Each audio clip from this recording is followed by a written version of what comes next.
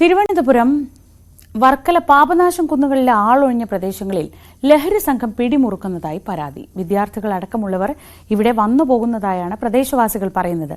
മേഖലയിൽ നിരീക്ഷണം ശക്തമാക്കണമെന്ന ആവശ്യവും ശക്തമാണ്.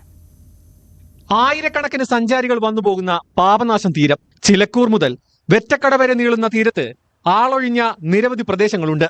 ഇവിടെ കുറ്റിക്കാട് നിറഞ്ഞ പ്രദേശമാണ്. പലപ്പോഴും സഞ്ചാരികളും ഇവിടെ സാമൂഹ്യ വിരുദ്ധരുടെ ആക്രമണത്തിന് ഇരയായിട്ടുണ്ട്.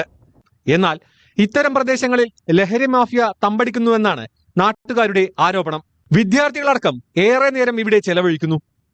ഈ പൊന്തക്കാടുകളിൽ ഉച്ച സമയങ്ങളിൽ സ്കൂൾ യൂണിഫോമിൽ ഉൾപ്പെടെ പെൺകുട്ടികളെ ഇവിടെ കൊണ്ടുവരികയാണ്. ഈ വളരെ ചെറിയ പയ്യന്മാരും വളരെ ചെറിയ കുട്ടികളുമാണ് ഇവിടെ എത്തുന്നത്.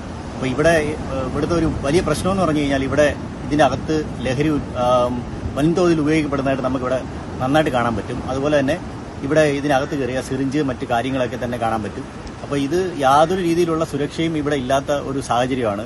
അപ്പോൾ മുനിസിപ്പാലിറ്റിയോ ബന്ധപ്പെട്ട നമ്മുടെ ടൂറിസം വകുപ്പോ ഒന്നും ഇതിനെതിരെ യാതൊരു നടപടിയും സ്വീകരിക്കാത്ത ഒരു അവസ്ഥയിലാണ് ഇപ്പോൾ ഉള്ളത്. ക്ലിഫുകളുടെ താഴ്വരത്താണ് കൈതക്കാടുകൾ നിറഞ്ഞിരിക്കുന്നത്. കൈതയോല കൊണ്ട് കൂടാരം പോലെയാണ് ഇവിടുത്തെ കാടുകൾ വളർന്നിരിക്കുന്നത്. ഇടുങ്ങിയ വഴികളിലൂടെ കാടിനുള്ളിലേക്ക് പ്രവേശിച്ചാൽ മതി. വിശാലമായ സ്ഥലമാണ്. ഇവിടെയാണ് സാമൂഹ്യ വിരുദ്ധർ തമ്പടിക്കുന്നത്. മേഖലയിൽ പോലീസ് നിരീക്ഷണം ശക്തമാക്കണമെന്ന് നാട്ടുകാർ ആവശ്യപ്പെടുന്നു. ന്യൂസ് 18 വർക്കല.